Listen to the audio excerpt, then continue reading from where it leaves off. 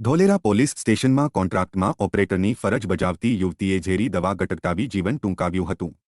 પુષ્પાબેન વાગડિયા નામના 22 વર્ષીય યુવતીએ ઝેરી દવા પીને જીવન ટૂંકાવ્યું હતું। યુવતી ધોલેરા પોલીસ સ્ટેશનમાં કોન્ટ્રાક્ટ બેઝ પર ફરજ બજાવતી હતી। મૃતક યુવતીના ભાઈએ ધોલેરા પોલીસ સ્ટેશનમાં 2 અન્ય મહિલા પોલીસ કર્મચારીના ત્રાસથી જીવન ટૂંકાવ્યું હોવાનો આક્ષેપ કર્યા છે। પુષ્પાબેન દ્વારા સવારે ઘરે ઝેરી દવા ગટગટાવી હતી। પુષ્પાબેનને સૌપ્રથમ ધંધુકા અને ત્યારબાદ ભાવનગર રિફર કરતા સમયે માર્ગમાં મૃત્યુ પામ્યા હોવાનું સૂત્રોએ જણાવ્યું હતું। પરિવાર દ્વારા 2 મહિલા પોલીસ કર્મીનો ત્રાસ હોવાના આક્ષેપ કર્યા છે।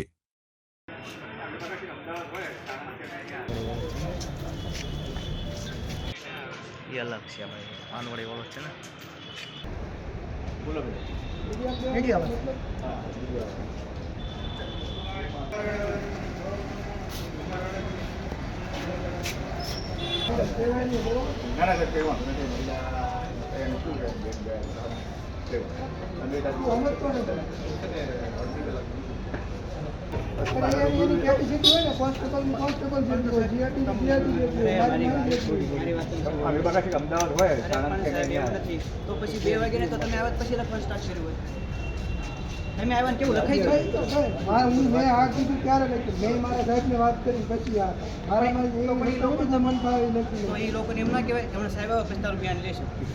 વાગડિયા નવીનભાઈ જીવરાજભાઈ ધોલેરાથી ભીમતાળો ગામથી આવું છું અને મારી બેન ધોલેરા પોલીસ સ્ટેશનમાં ફરજ બજાવતા હતા અને અહીંયા ત્યાં એને માનસિક ટોર્ચરના હિસાબે એને દવા પી લીધી છે।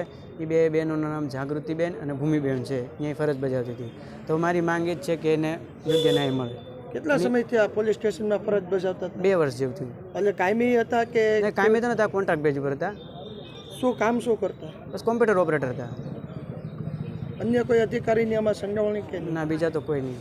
લાસ્ટ સ્ટેજમાં એ 2 વ્યક્તિના નામ લીધું હતું અને પ્રેશર બનાવ્યું હતું। આ 2 વ્યક્તિ છે એ પોલીસ સ્ટેશનમાં કઈ ફરજ બજાવે છે? કોન્સ્ટેબલ।